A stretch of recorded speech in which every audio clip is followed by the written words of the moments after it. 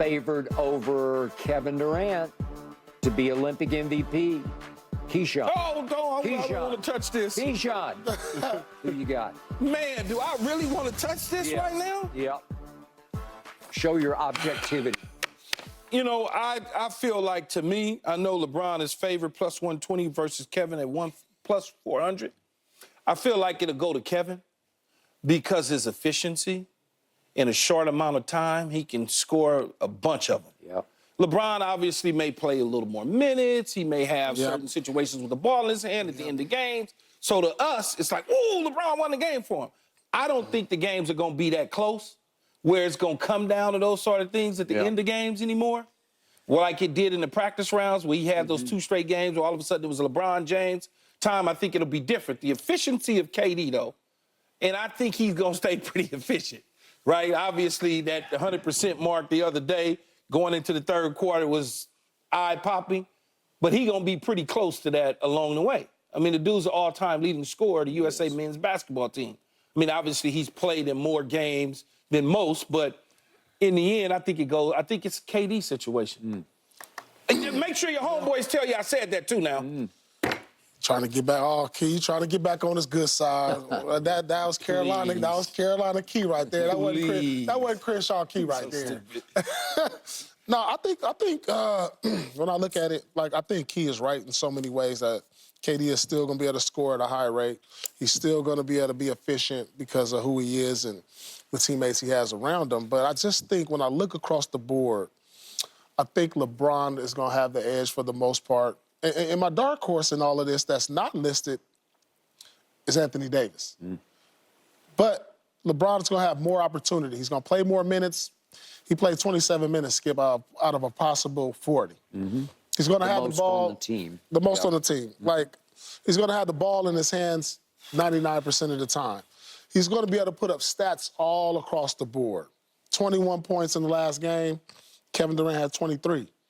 But look at this stat. Kevin, 2 rebounds, no assists. LeBron, 7 rebounds and 9 assists. That's going to tip the scale right there. I just think the other numbers across the board, and LeBron can do that every night. Whereas Kevin, he probably most likely going to end up being the leading scorer again. But just across the board, I think LeBron is on a mission. He definitely wants gold. And he's going to make it a point to be the best player on this USA roster. Adding another notch. Adding another notch. As I predicted. To his GOAT status. Well, that's why he's doing it. And this is why, you know, he wants to show the world. 40,000, Olympic gold, MVP at the Olympics. The list is going to continue to go on. Michael Jordan didn't have one of those. Michael Jordan is not going to have. Oh, so we were just talking like they give out tournament MVPs and all of this? I didn't know that. They just, I think they started it, stopped it, started again, right? I think it just started in 2020, the last Olympics. Okay. And Kevin won that one. So in the he's last got Olympics? One. Yeah. Okay, so they just started the tournament MVPs where they give out this award. Yes. So it's fairly new. FIBA does it. FIBA picks it. Okay. I don't know if LeBron's behind it. I don't know. Clutch Sports sponsored. Sponsored by Clutch Sports. Yeah, and it's chosen by a committee that features Rich Paul and Maverick Carter. Right? Unbelievable. Oh, man. But LeBron based on... I just think based around all around game. Yeah. I mean, I guess. I know who's not getting it, and that's Jason Tatum. Can he just get in the damn game? No, he's going to play this. Can he just get in the damn game? He'll play tomorrow. I'm just curious to see how many minutes he plays. Can he just get in the game? Goodness gracious. Yeah, goodness gracious is right. Okay. Paul makes a lot of strong, valid, convincing points because LeBron is the point guard. LeBron is going to have the ball in his hands, and Tyrese Halliburton has not played a second now for like three straight games, right? Yep. He just doesn't even get on the floor, so he's done. He's bolted to the bench. Okay. LeBron, it feels like to me, is on a mission to do this, and I don't disagree. Obviously, he's trying to build a longevity legacy, and if he could do this at age 39, win his third gold to Jordan's 2, and especially if he could win the MVP, well, it's just another feather in cap. It's just another thing you could say, well, there, and all those billions of blind witnesses out there who support and defend and apologize for LeBron, they'd say, see, look at what he did at 39. And he looks great at 39. And he played a hellacious great game the other day. I give it up to him. It was an all-around, wire-to-wire game where he played the most minutes. But that stretch by Kevin, I've just never seen anything like it before, where I don't even know if you're going to be able to play or not, and you're a starter by nature, by birth. You just start, and then you come in cold, which you never do, with 2 minutes left in the first quarter, and you make your first shot, and then you make your first 8 shots before halftime. Yeah, and was any of his, I don't remember, was any of his shots layups? No, They all weren't, jumpers. huh? Yeah, all jumpers. Just Yeah, all threes. Yeah, I know, but I just didn't know if he had one at the cup. All I don't jumpers. remember. No, and then he had the fall away at the buzzer. Yeah. Okay, and all of a sudden they go from down 6. I'm going to say it again. I think they were in some trouble. It would have been a close game. I just believe it. And he changed everything. So he always changes everything because that's what he does.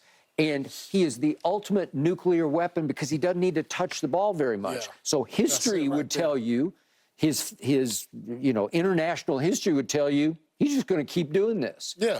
Because he's played 23 international games and he's shot 52% from 3. It's hard to do in 23. That's a pretty big sample size to make 52% of your three-point shots. Well, if he keeps doing that, I would have to give him a slight nod, even though LeBron's driven to do this, and LeBron's got the sugar in his hands, he controls the flow. But you heard Kevin Durant said how, I believe I heard him say he was tired. He did. After the game. He said, I'm not going to lie. He said, I was tired. Yeah, so he's still why trying wouldn't to he round. Yeah, he's still trying to round himself out in the game shape, which means his minutes is going he plays 17 minutes. So they'll increase slightly. So I would agree. They would get better slightly. So there is a chance. Do you think he'll start, Kevin? He said he'll do whatever Steve Kerr asked him to do. Well, I think if he doesn't start game 2 after getting his feet wet game 1, I think they'll keep the rotation the same. Okay. I just do. I mean, it looked like they had some chemistry, but I feel like he did play well with Bron out there on the court, too. So yeah, we'll see. But I think it just really doesn't matter. The most important thing is Jason Tatum going to play? Okay. I mean, come on. I had to really sit back and think about it. I was trying to make excuses for Kerr and all of this, because it just don't make sense. For him to apologize and he felt terrible about it. Because Tatum is great, and you got great players. But how do you, as a coach, walk past him or turn your head and look down the bench and say, here, let me take Derek White? But he already explained that to him, though, prior to the game, that he wasn't going to play according to Steve But why Kerr. did he apologize then? Because everybody's asking why he didn't play, and he's just saying that, hey, man, this guy here why does he deserves feel to play. Because he deserves to play, but based on the matchup, for whatever reason, he felt like he didn't want to play him in that matchup. That's not the matchup. That wasn't it.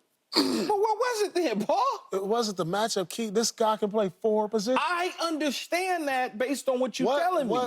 Let's say if we talked about defensively. What can he do?